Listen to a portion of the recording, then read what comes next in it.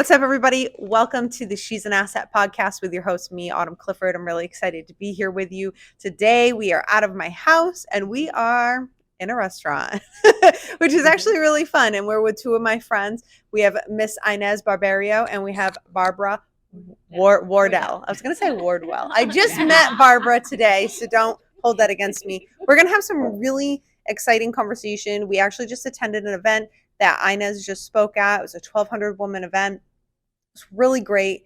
And so what I want to talk about today is the importance of building relationships. So I'm going to ask Inez and Barbara both to introduce themselves to you, and then we're going to discuss this. Okay. Thank you, Autumn. I love this impromptu podcast. So yes, I'm Inez Barberio. I'm a speaker on emotional intelligence. I also host an event called Core Women's Network, which is about relationship building. And I'm really excited to be sharing my tips for you. Yay! Yeah. Hi, I'm Barbara Wardell, and I am co-owner of Cullari and Wardell, a geofencing ad agency, sending satellite verified in-store visits to everyone. That's one of my clients. Anyway, we're excited about this, and take it over. Thank you. Okay, so the importance of relationship building. I think that this is a topic that really isn't discussed enough.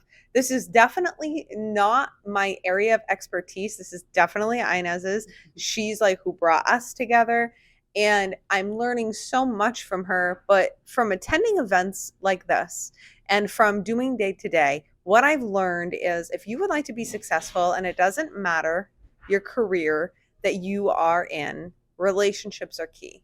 And so Inez, I'd really like it if you could just share with us like how you started with your like building relationships and how you learned how important that was. Well, as a backstory, I am an introvert. I've been incredibly shy my entire life. And I mentioned this at my speaking events that, it's lonely. It's not a fun place to be. Right.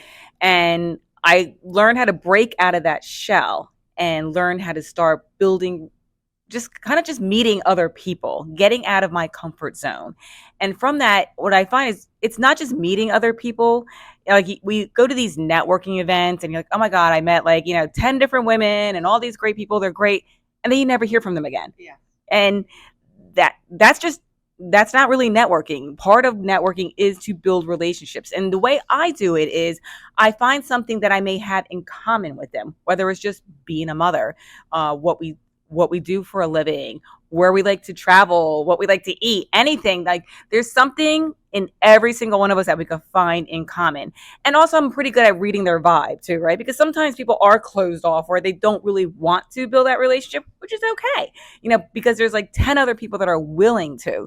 So once I find that connection of somehow and we have a conversation, then you exchange information. And it's so easy now with social media, LinkedIn, which I don't have, sorry, but Instagram, and then just continuing that conversation there through social media, and then connecting with each other, like whether it's emails or cell phone, like texting each other.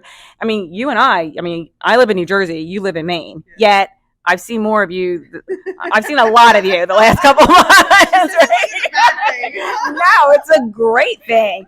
And yet we met in Chicago. Right. So relationships can be built anywhere. You don't have to be next door neighbors. And when you find that someone that's important enough to you, that you really enjoy their vibe and their energy, then you will make an effort, and 9 out of 10 times they're going to reciprocate that effort too. And same thing with Barbara here, who lives an hour from me, but yet we do spend a lot of time together, and it's refreshing, it really is.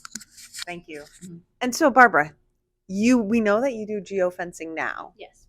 But what did you do? Because girlfriend's done a lot of things, so we need to know.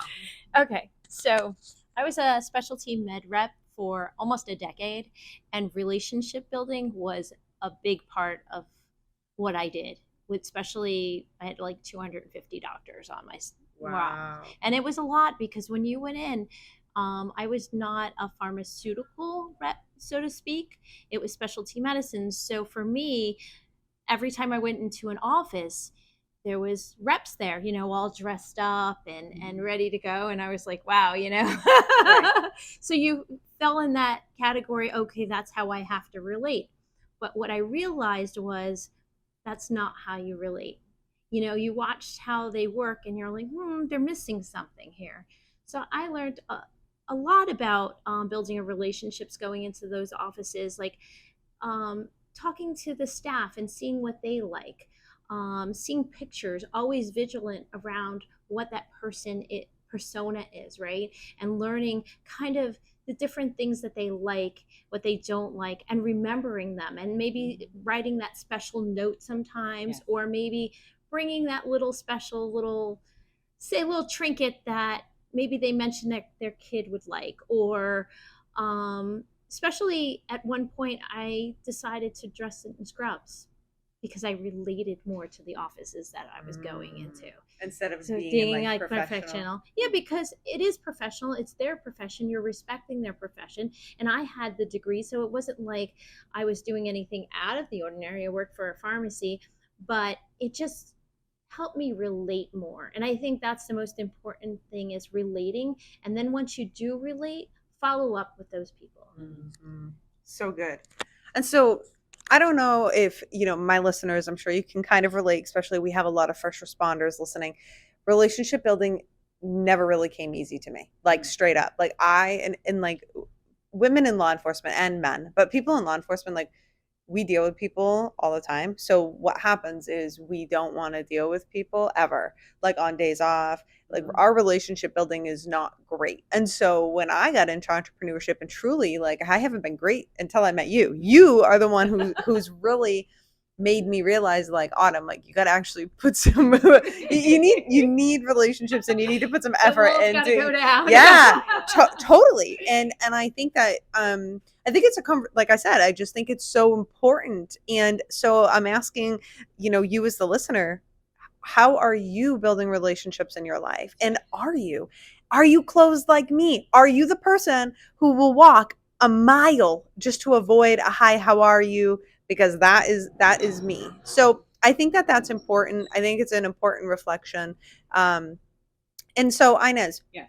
for the person who's like me, Mhm. who's closed, who wants to avoid, would you please just give some advice as to how they can start building these relationships? Well, I was you at one point, and I just kind of faced my fear. So what I did personally in terms of getting more comfortable speaking to people or being around groups of people, I actually took a public speaking course, and I also took an acting course with no intention of ever being an actress, but it put me in the most uncomfortable position possible, where it made talking or speaking to other people rather a lot easier.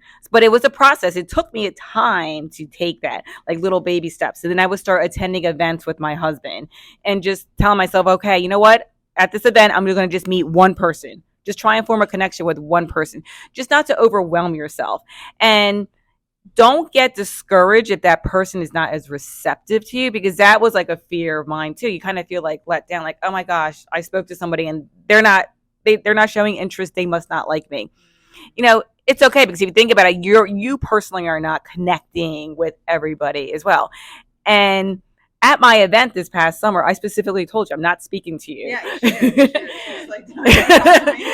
Because number one, you already got my attention because you were staying with me, but I wanted you to make sure that you didn't use me as a crutch, but you were in a safe environment, because at my event is all handpicked women, like, it was a personal private event, but I knew you would be safe there for you to go out and meet. And I was like, every now and then, if I turned around and you made eye contact with me, I was like, no, I'm not speaking to you. Needed me. Right. Well, there was 60 plus people there, but now you guys met, and now you'll be forever friends. Exactly.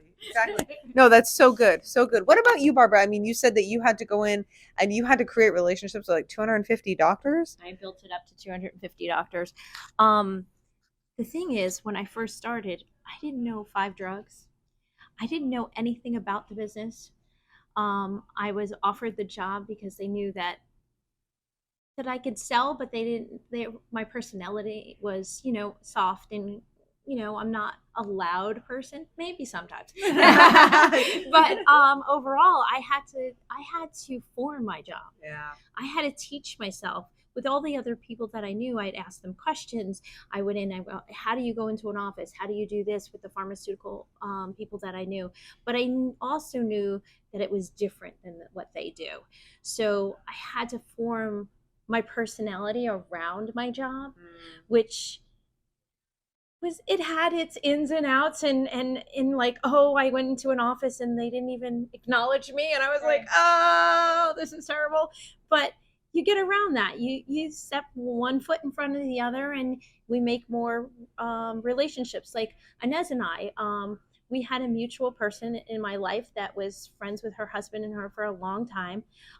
We always was very cordial to each other, talked a little bit, but we didn't really make friends until later on. And it was a couple years. And it was amazing how she came with open arms to me, and she was just a beautiful person. And she was just like, hey, why don't you do this with me? I went to Philadelphia once with you. We did. I remember it was at a radio station. Oh my goodness. Yes. You remember that? That was kind of a little bit of bond there. And then we went from there. But wouldn't you say that was because like you didn't burn bridges either? Like there was no reason to burn a bridge, but like don't you, like some people can be like, oh, you looked at me wrong, fuck you, like that's it. Like I try never to do that, because when I was younger, I understood that you never know when that person's important in your life. Maybe you're not meant to be on that path at the same time at that moment, but that doesn't mean that you might not cross paths again, right? Yeah, so perfect example. And I also think that it's very important to make those steps, to put out your hand, to introduce yourself, whether or not in the back of your mind you're a little nervous. As Inez said, one person at a time. Yeah. You build your network. Yeah. And I have a beautiful network, but you weed out the people that don't belong in it. And I would like to just say this too, like, and we were all kind of chatting about this. We attended an event and it was just so wonderful, and it was great to see all these women together. But there, we did see that there, we were able to see it because we were witnesses. And I have done this. Like sometimes we as humans try a little too hard, and especially you don't want to be that person who's like, hi, my name is Autumn, and I'm this and I'm that, I'm done this and da da da da. Nobody gives a shit, right? And one thing that Inez has taught me too is like it's not what. Like, when I show up, it's like not what she can do for me or what Barbara can do for me. It's what can I do for you? And I think we get that twisted a lot, Yes, and it's important to ask questions about the other person that you're meeting. Show interest in their life, in their career, in their families, whatever it is, because me too. Our favorite topic is us. Because we know ourselves the best. Like we could talk forever about us. But that's because we're comfortable with that, because we know more. And sometimes, we're in a society where sometimes people get turned off if you ask the wrong question. And so there's like a little fear in the back of your mind with that. But if you show a genuine interest in someone, then that's like a really good first step in building a relationship. And also a lot of the relationships I've built are from people, from that one person, but then they felt comfortable enough to introduce me to their circle of friends, and it just really just balloons up. It really does. Okay. So as we wrap this up, this has been really fun. So it's definitely something we just decided to do. We're sitting in the middle of a restaurant. We're really not even supposed to be here. So you took over. Yeah. Like we're not supposed to be here. They're being kind. So all if you hear the background, that's what's going on. They're prepping for dinner. we're in the breakfast area. So as we end, here's a couple of things. First off, in the show notes, you're going to be able to find Inez's Instagram as well as Barbara. You'll be able to get their contact information. So we will have that in the show notes. The second thing I have to ask, this is off the cuff. These girls have no idea what I'm about to ask them. No. I really like you. We were friends for a minute, right? No, here's what I'd like to ask you. For the woman who is on the rise, this is called the She's an Asset podcast, right? And we're really about dissecting, what it is to be a true asset I would like for you to define that for you. If for the woman that's listening, what do you feel is an asset? What kind of person do you want to be around? When you think of the word she's an asset, tell me the traits that come up for you. For me, somebody who is authentic and comfortable in who she is as a person. So many times, and we were just discussing this earlier, there's a lot of women who are very successful by all means, but they're still not comfortable in who they are, and they're still trying to prove something or exaggerate who they are. And guess what? People see right through it. You don't even have to be a great people reader to be able to read right through that. And right away, just as a human, you kind of feel that as that's very inauthentic, and that's not somebody I personally really want to be around. Like, just it's okay to expose your flaws. I mean, not in a first meeting start crying about everything. All on you, Right. Not today. But just learn to be comfortable with who you are and be an authentic person, and also just be a giving person. And giving could be something as simple as, and I talk about this at my event, you can give just by, if somebody has like a business, right, on social media, you can give for free just by liking, sharing, post, or reposting. Liking, sharing, reposting, or commenting, sorry. Like, share, comment.